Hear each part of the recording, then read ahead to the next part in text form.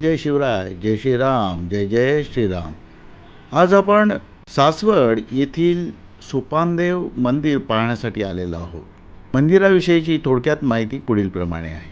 संत सोपानदेव संजीवनी समाधी मंदिर सासवड. सासवडच्या पश्चिम दिशेत चांबळी नदीच्या पावनतेरी हे पुण्यपवित्र सोपानदेव मंदिर उभे आहे. मंदिर उंचावर असून पुढच्या बाजूने दगडी बांधकाम असून विस्तीर्ण असा चौथरा बांधण्यात आलेला आहे. यावरती जाण्यास दोन्ही बाजूस जुन्या पद्धतीने उंच पायऱ्या आहेत. पायऱ्या चढून आल्यावर महादेवाचे नागेश्वर मंदिर दिसते. हे नागेश्वर मंदिर संत सोपानदेव यांच्याही आधीचे आहे. नागेश्वर मंदिराचा गाभारा सभामंडप याची रचना पूर्ण दगडी बांधकामाची आहे. समोरील पटांगणामध्ये नंदी आहे. या मंदिराच्या मागच्या बाजूस सोपानदेवांनी समाधी घेतली. मंदिराच्या बाजूने पुढे आल्यानंतर उजव्या हाताला मुख्य सभामंडप आहे. या सभामंडपाच्या मध्यभागी वीर मारुतीची मूर्ती आहे. अनेक लाकडी खांबावर हा मंडप उभा असून त्यातले 6 लाकडी खांब कलाकुसरीने भरलेले आहेत. याच मंडपात रोजचे प्रवचन व विशेष दिवशी कीर्तनाचे कार्यक्रम होतात. इथेच विणेकरी विणा घेऊन उभे असतात.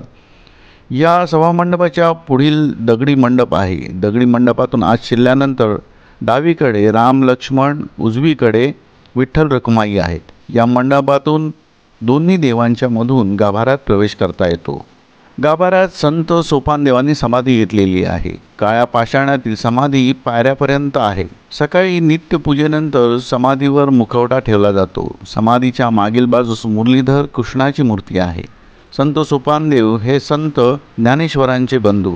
यांचा जन्म कार्तिक शुद्ध पौर्णिमा शके 1199 इसवी सन 1277 झाला. भगवद्गीतेवर त्यांनी साररूपे ओवीबद्ध सोपानदेवी हे लिहिले. वयाच्या 19व्या वर्षी त्यांनी मार्गशीर्ष वद्य तृतीया शके 1218 म्हणजेच इसवी सन 1296 साली या ठिकाणी जिवंत समाधी घेतली. समाधीच्या दक्षिणी भागात एक विस्तीर्ण असा जुना चिंचेचा वृक्ष आहे.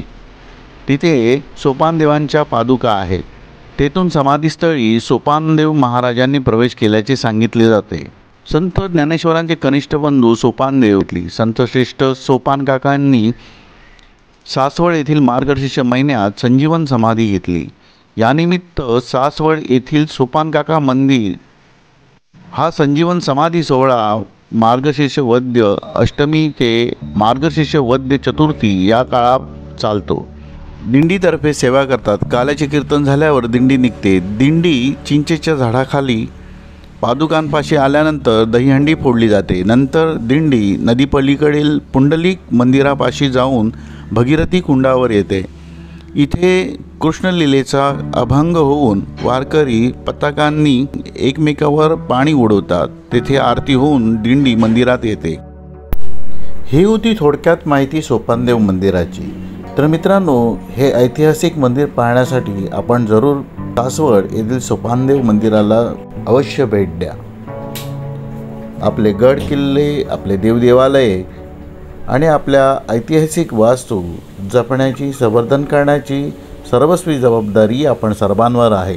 या ठिकाणी कोणत्याही प्रकारचा केरकचरा करू नये. तसेच येथील ऐतिहासिक स्थानावर अवहेलना किंवा मोडतोड होणार नाही याची आपण अवश्य दक्षता घ्यावी.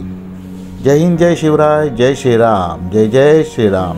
हे हिंदवी स्वराज्य व्हावे हेतु श्रींची इच्छा.